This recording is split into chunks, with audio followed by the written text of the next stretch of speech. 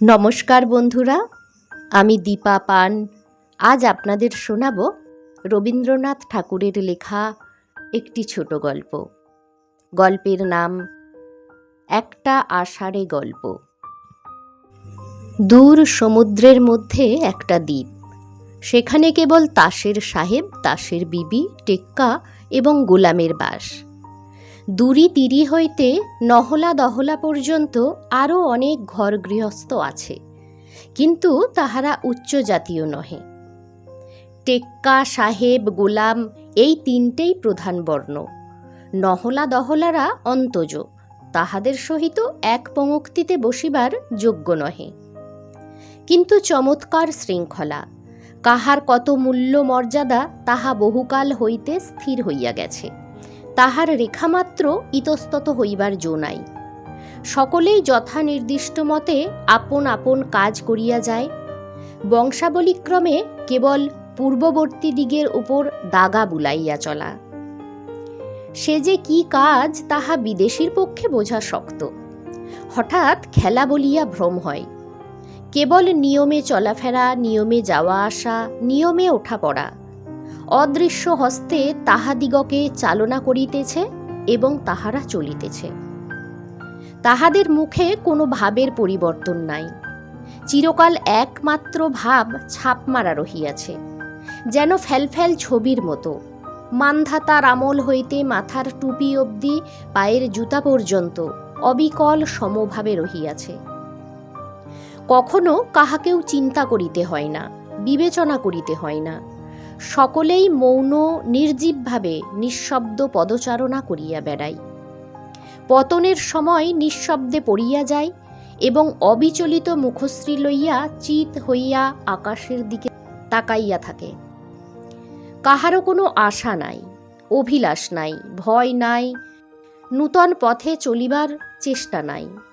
হাসি নাই, কান্না নাই, সন্দেহ নাই, দ্বিধা নাই। খাঁচার মধ্যে যেমন পাখি ঝটপট করে, এই চিত্রিতবৎ মূর্তিগুলির অন্তরে সেরূপ কোনো একটা জীবন্ত প্রাণীর অশান্ত আক্ষেপের লক্ষণ দেখা যায় না। অথচ এককালে এই খাঁচাগুলির মধ্যে জীবের বসতি ছিল। তখন খাঁচা দুলিত এবং ভিতর হইতে পাখার শব্দ এবং গান শোনা যাইত। গভীর অরণ্য এবং বিস্তৃত আকাশের কথা মনে পড়িত। এখন কেবল পিঞ্জরের সংকীর্ণতা এবং সুশৃঙ্খল শ্রেণীবিন্যস্ত লৌহ শলাকাগুলোই অনুভব করা যায়। পাখি উড়িয়াছে কি মরিয়াছে, কি জীবনমৃত হইয়া আছে, তাহা কে বলিতে পারে। আশ্চর্য স্তব্ধতা এবং শান্তি, পরিপূর্ণ স্বস্তি এবং সন্তোষ। পথে ঘাটে গৃহে সকলেই সুসংহত, সুবিহিত। শব্দ নাই, দ্বন্দ্ব নাই, উৎসাহ নাই, আগ্রহ নাই। কেবল নিত্য নৈমিত্তিক ক্ষুদ্র কাজ এবং ক্ষুদ্র বিশ্রাম। সমুদ্র অবিশ্রাম একতান শব্দপূর্বক তটের উপর সহস্র ফেনশুভ্র কোমল করতলের আঘাত করিয়া সমস্ত দ্বীপকে নিদ্রাবেশে আচ্ছন্ন করিয়া রাখিয়াছে। পক্ষীমাতার দুই প্রসারিত নীলপক্ষের মতো আকাশ দিক দিগন্তের শান্তি রক্ষা করিতেছে। অতি দূর পরপারে গাঢ় নীল রেখার মতো বিদেশের আভাস দেখা যায়। সেখান হইতে রাগ দেশের দ্বন্দ্ব কোলাহল সমুদ্র পার হইয়া আসিতে পারে না। সেই পরপারে এক বিদেশে এক দুয়োরানীর ছেলে, এক রাজপুত্র বাস করে। সে তাহার নির্বাসিত মাতার সহিত সমুদ্র তীরে আপন মনে বাল্যকাল যাপন করিয়া থাকে। সে একা বসিয়া বসিয়া মনে মনে এক অত্যন্ত বৃহৎ অভিলাষের জাল বুনিতেছে। সেই জাল দিক দিগন্তরে নিক্ষেপ করিয়া কল্পনায় বিশ্বজগতের নব নব রহস্য রাশি সংগ্রহ করিয়া আপনার দ্বারের কাছে টানিয়া তুলিতেছে। তাহার অশান্ত চিত্ত সমুদ্রের তীরে আকাশের সীমায় ওই দিগন্তরোধী নীল গিরিমালার পরপারে সর্বদা সঞ্চরণ করিয়া ফিরিতেছে। খুঁজিতে চাই কোথায় পক্ষীরাজ ঘোড়া, সাপের মাথার মানিক, পারিজাত পুষ্প, সোনার কাঠি, রূপার কাঠি পাওয়া যায়। কোথায় 7 সমুদ্র 13 নদীর পারে দুর্গম দৈত্য ভবনে স্বপ্ন সম্ভবা অলোক সুন্দরী রাজকুমারী ঘুমাইয়া রহিয়াছেন। রাজপুত্র পাঠশালে পড়িতে যায়। সেখানে পাঠান্তে সদাগরের পুত্রের কাছে দেশ বিদেশের কথা এবং কোটালের পুত্রের কাছে তাল বেতালের কাহিনী শোনে। ঝুপ ঝুপ করিয়া বৃষ্টি পড়ে, মেঘে অন্ধকার হইয়া থাকে। গৃহদ্বারে মায়ের কাছে বসিয়া সমুদ্রের দিকে চাহিয়া রাজপুত্র বলে, মা, একটা খুব দূর দেশের গল্প বলো। মা অনেকক্ষণ ধরিয়া তাহার বাল্যশ্রুত এক অপূর্ব দেশের অপূর্ব গল্প বলিতেন। বৃষ্টির ঝরঝর শব্দের মধ্যে সেই গল্প শুনিয়া রাজপুত্রের হৃদয় উদাস হইয়া যাইত। একদিন সদাগরের পুত্র আসিয়া রাজপুত্রকে কহিল, স্যাঙাত, পড়াশোনা তো সাঙ্গ করিয়াছি, এখন একবার দেশ ভ্রমণে বাহির হইব, তাই বিদায় লইতে আসিলাম। রাজার পুত্র কহিল, আমিও তোমার সঙ্গে যাইব। কোটালের পুত্র কহিল, আমাকে কি একা ফেলিয়া যাইবে? আমিও তোমাদের সঙ্গী।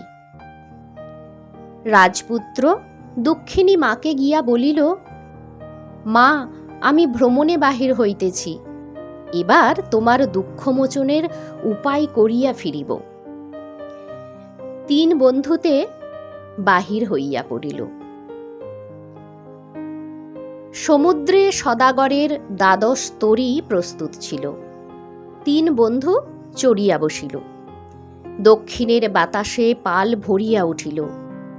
নৌকাগুলা রাজপুত্রের হৃদয় বাসনার মতো ছুটিয়া চলিল। শঙ্খদ্বীপে গিয়া এক নৌকা শঙ্খ, চন্দনদ্বীপে গিয়া এক নৌকা চন্দন, প্রবাল দ্বীপে গিয়া এক নৌকা প্রবাল বোঝাই হইল। তাহার পর আর 4 বৎসরে গজদন্ত, মৃগনাভি, লবঙ্গ, জাইফলে যখন আর 4টি নৌকা পূর্ণ হইল, তখন সহসা একটা বিপর্যয় ঝড় আসিল। সব কটা নৌকা ডুবিল। কেবল একটি নৌকা 3 বন্ধুকে একটা দ্বীপে আছাড়িয়া ফেলিয়া খান খান হইয়া গেল। এই দ্বীপে তাসের টেক্কা, তাসের সাহেব, তাসের বিবি, তাসের গোলাম যথানিয়মে বাস করে এবং দহলা নহলাগুলাও তাহাদের পদানুবর্তী হইয়া যথানিয়মে কাল কাটায়। তাসের রাজ্যে এতদিন কোনো উপদ্রব ছিল না। এই প্রথম গোলযোগের সূত্রপাত হইল। এতদিন পরে প্রথম এই একটা তর্ক উঠিল, এই যে 3টে লোক হঠাৎ একদিন সন্ধ্যাবেলায় সমুদ্র হইতে উঠিয়া আসিল, ইহাদিগকে কোন শ্রেণীতে ফেলা যাইবে? প্রথমত, ইহারা কোন জাতি? টেক্কা, সাহেব, গোলাম না দহলা নহলা? দ্বিতীয়ত, ইহারা কোন গোত্র? ইস্কাবন, চিরেতন, হরতন অথবা রোহিতন? এ সমস্ত স্থির না হইলে ইহাদের সঠিক কোনরূপ ব্যবহার করাই কঠিন। ইহারা কাহার অন্ন খাইবে, কাহার সহিত বাস করিবে, ইহাদের মধ্যে অধিকার ভেদে কেই বা বায়ুকোণে, কেই বা নৈঋত কোণে, কেই বা ঈশান কোণে মাথা রাখিয়া এবং কেই বা দণ্ডায়মান হইয়া নিদ্রা দিবে, তাহার কিছুই স্থির হয় না। এ রাজ্যে এত বড় বিষম দুশ্চিন্তার কারণ ইতিপূর্বে আর কখনো ঘটে নাই। কিন্তু ক্ষুধাকাতর বিদেশি বন্ধু 3টির এ সকল গুরুতর বিষয়ে তিলমাত্র চিন্তা নাই। তাহারা কোনো গতিকে আহার পাইলে বাঁচে। যখন দেখিল তাহাদের আহারাদি দিতে সকলে ইতস্তত করিতে লাগিল এবং বিধান খুঁজিবার জন্য টেক্কারা বিরাট সভা আহ্বান করিল, তখন তাহারা যে যেখানে যে খাদ্য পাইল খাইতে আরম্ভ করিয়া দিল। এই ব্যবহারে দুরি তিরি পর্যন্ত অবাক। তিরি কহিল, ভাই দুরি, ইহাদের বাছ বিচার কিছুই নাই। দুরি কহিল, ভাই তিরি, বেশ দেখিতেছি ইহারা আমাদের অপেক্ষাও নীচ জাতীয়। আহারাদি করিয়া ঠান্ডা হইয়া তিন বন্ধু দেখিল এখানকার মানুষগুলা কিছু নূতন রকমের, যেন জগতে ইহাদের কোথাও মূল নাই, যেন ইহাদের টিকি ধরিয়া কে উৎপাটন করিয়া লইয়াছে। ইহারা এক প্রকার হতবুদ্ধিভাবে সংসারের স্পর্শ পরিত্যাগ করিয়া দুলিয়া দুলিয়া বেড়াইতেছে, যাহা কিছু করিতেছে তাহা যেন আর একজনকে করাইতেছে, ঠিক যেন পুতলাবাজির দোদুল্যমান পুতুলগুলির মতো।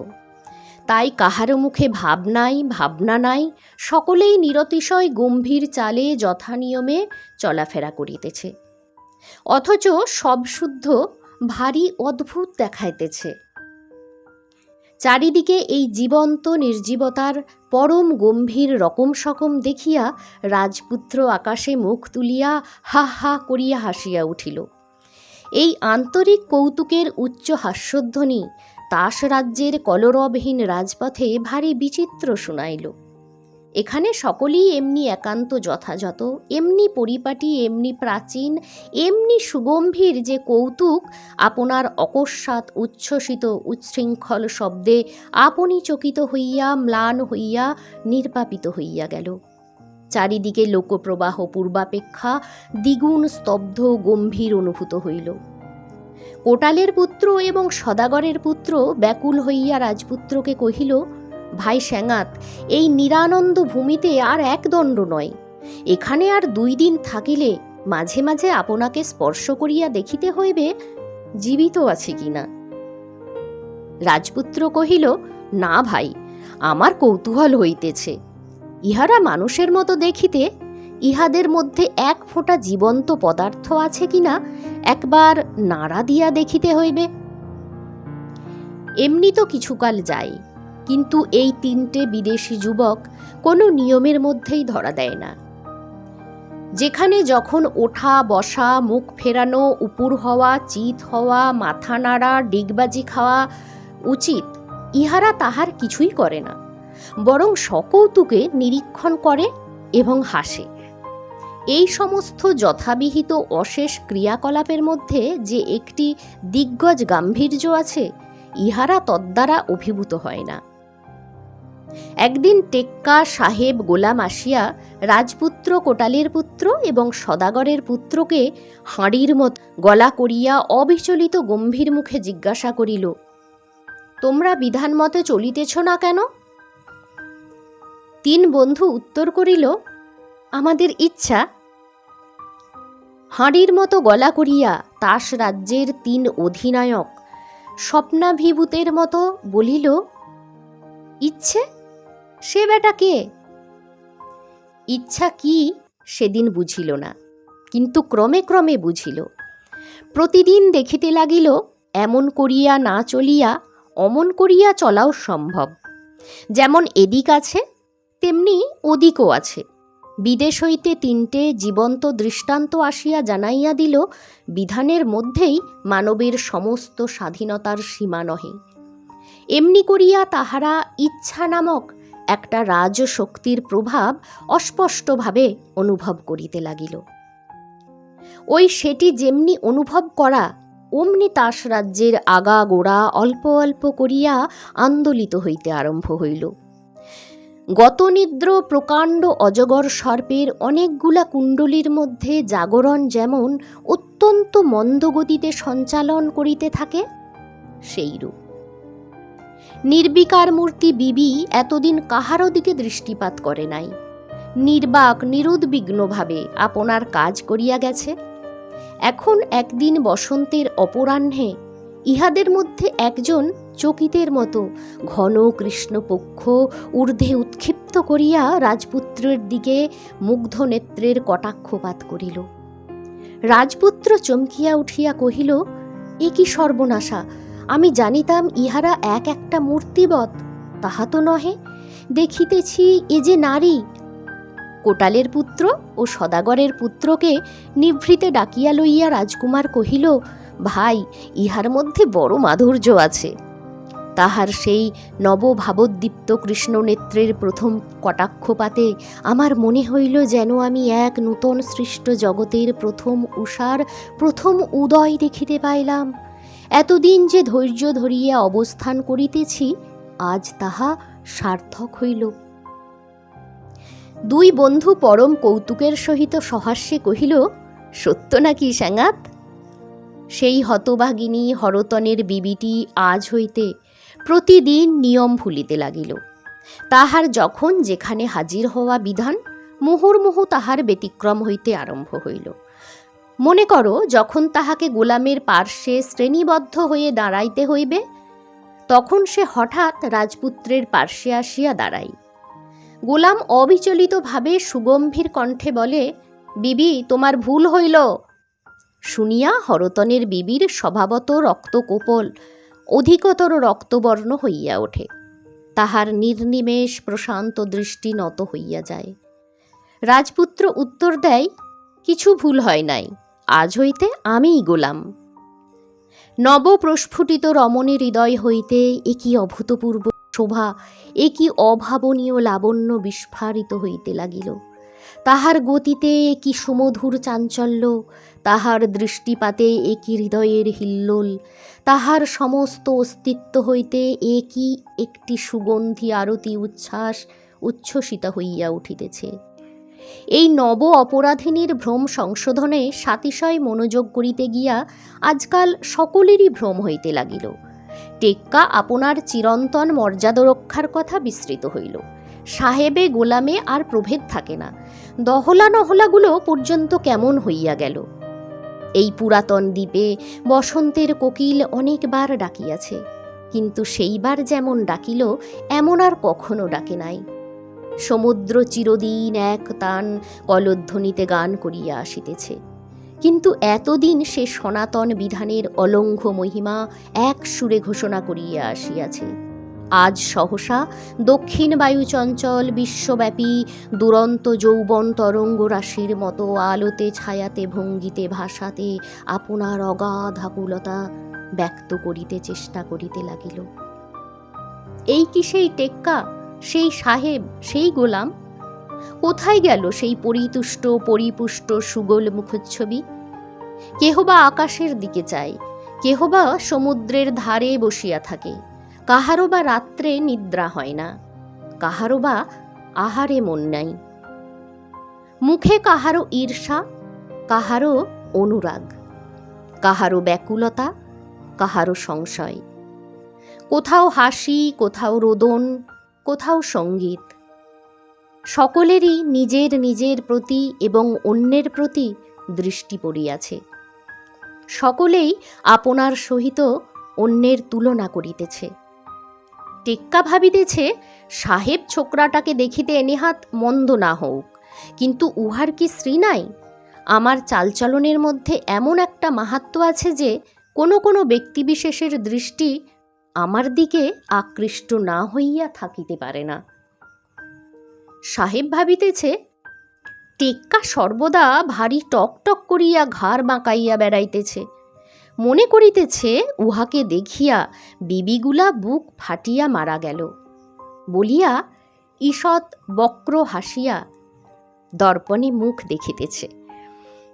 দেশে যতগুলি বিবি ছিলেন সকলেই প্রাণপণে সাজসজ্জা করেন আর পরস্পরকে লক্ষ্য করিয়া বলেন, মরিয়া যাই, গর্বিণীর এত সাজের ধুম কিসের জন্য গো বাপু?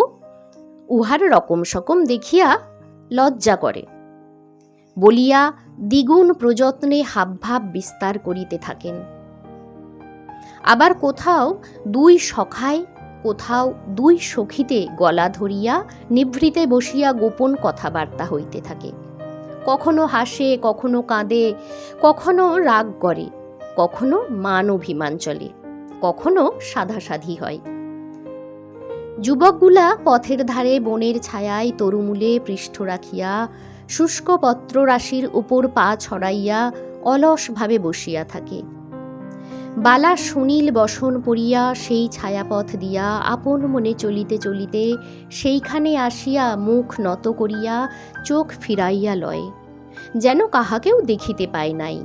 যেন কাহাকেও দেখা দিতে আসে নাই, এমনি ভাব করিয়া চলিয়া যায়। তাই দেখিয়া কোনো কোনো খেপা যুবক দুঃসাহসে ভর করিয়া তাড়াতাড়ি কাছে অগ্রসর হয়, কিন্তু মনের মতো একটাও কথা জোগায় না, অপ্রতিভ হইয়া দাঁড়াইয়া পড়ে।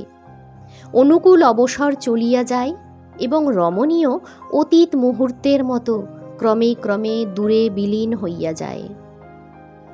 মাথার উপরে পাখি ডাকিতে থাকে, বাতাস অঞ্চল ও অলোক উড়াইয়া হু হু করিয়া বহিয়া যায়, তরুপল্লব ঝরঝর মর্মর করে এবং সমুদ্রের অবিশ্রাম উচ্ছ্বসিত ধ্বনি হৃদয়ের অব্যক্ত বাসনাকে দ্বিগুণ দোদুল্যমান করিয়া তোলে। একটা বসন্তে 3টে বিদেশি যুবক আসিয়া মরা গাঙে এমনি একটা ভরা তুফান তুলিয়া দিল। রাজপুত্র দেখিলেন জোয়ার ভাটার মাঝখানে সমস্ত দেশটা থমথম করিতেছে, কথা নাই, কেবল মুখ চাওয়াচাই, কেবল 1 পা এগোনো 2 পা পিছনো, কেবল আপনার মনের বাসনা স্তূপাকার করিয়া বালির ঘর গড়া এবং বালির ঘর ভাঙা। সকলেই যেন ঘরের কোণে বসিয়া আপনার অগ্নিতে আপনাকে আহুতি দিতেছে এবং প্রতিদিন কৃশ ও বাক্যহীন হইয়া যাইতেছে, কেবল চোখ দুটা জ্বলিতেছে এবং অন্তর্নিহিত বাণী আন্দোলনে ওষ্ঠাধর বায়ু কম্পিত পল্লবের মতো স্পন্দিত হইতেছে। রাজপুত্র সকলকে ডাকিয়া বলিলেন, বাঁশি আনো, তুরি ভেরি বাজাও, সকলে আনন্দধ্বনি করো, হরতনের বিবি স্বয়ম্বরা হইবেন। তৎক্ষণাৎ দহলা নহলা বাঁশিতে ফুঁ দিতে লাগিল, দুরি তেরি তুরি ভেরি লইয়া পড়িল। হঠাৎ এই তুমুল আনন্দ তরঙ্গে সেই কানাকানি চাওয়া চাই ভাঙিয়া গেল। উৎসবে নরনারী একত্র মিলিত হইয়া কত কথা, কত হাসি, কত পরিহাস, কত রহস্য ছলে মনের কথা বলা, কত ছল করিয়া অবিশ্বাস দেখানো, কত উচ্চ হাস্যে তুচ্ছ আলাপ। ঘন অরণ্যে বাতাস উঠিলে যেমন শাখায় শাখায় পাতায় পাতায় লতায় বৃক্ষে নানা ভঙ্গিতে হেলাদোলা মেলামেলি হইতে থাকে, ইহাদের মধ্যে তেমনি হইতে লাগিল।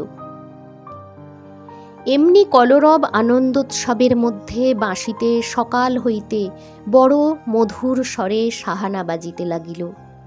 আনন্দের মধ্যে গভীরতা, মিলনের মধ্যে ব্যাকুলতা, বিশ্বদৃশ্যের মধ্যে সৌন্দর্য, হৃদয়ে হৃদয়ে প্রীতির বেদনা সঞ্চার করিল। যাহারা ভালো করিয়া ভালোবাসে নাই তাহারা ভালোবাসিল, যাহারা ভালোবাসিয়াছিল তাহারা আনন্দে উদাস হইয়া গেল। হরতনের বিবি রাঙা বসন পরিয়া সমস্ত দিন একটা গোপন ছায়াকুঞ্জে বসিয়াছিল। তাহার কানেও দূর হইতে সাহানার তান প্রবেশ করিতেছিল এবং তাহার 2টি চক্ষু মুদ্রিত হইয়া আসিয়াছিল। হঠাৎ এক সময়ে চক্ষু মেলিয়া দেখিল সম্মুখে রাজপুত্র বসিয়া তাহার মুখের দিকে চাহিয়া আছে। সে অমনি কম্পিত দেহে 2 হাতে মুখ ঢাকিয়া ভূমিতে লুণ্ঠিত হইয়া পড়িল।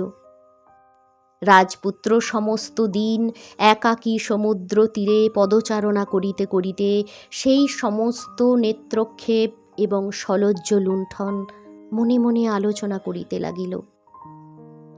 রাত্রে শত সহস্র দ্বীপের আলোকে, মালার সুগন্ধে, বাঁশির সঙ্গীতে অলঙ্কৃত সুসজ্জিত সহাস্য শ্রেণীবদ্ধ যুবকদের সভায় একটি বালিকা ধীরে ধীরে কম্পিত চরণে মালা হাতে করিয়া রাজপুত্রের সম্মুখে আসিয়া নত শিরে দাঁড়াইল। অভিলষিত কণ্ঠে মালাও উঠিল না, অভিলষিত মুখে চোখও তুলিতে পারিল না। রাজপুত্র তখন আপনি শির নত করিলেন এবং মাল্য স্খলিত হইয়া তাহার কণ্ঠে পড়িল। চিত্রবৎ নিস্তব্ধ সভা সহসা আনন্দোচ্ছ্বাসে আলোড়িত হইয়া উঠিল।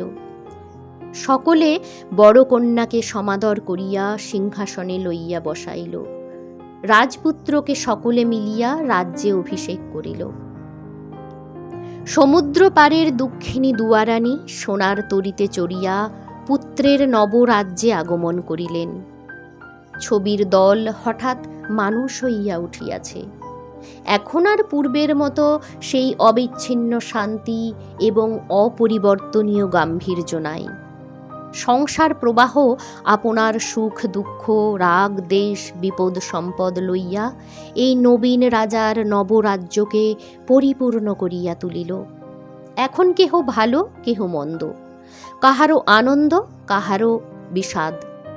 এখন সকলে মানুষ, এখন সকলে অলঙ্গ বিধান মতে নিরীহ না হইয়া নিজের ইচ্ছা মতে সাধু এবং অসাধু।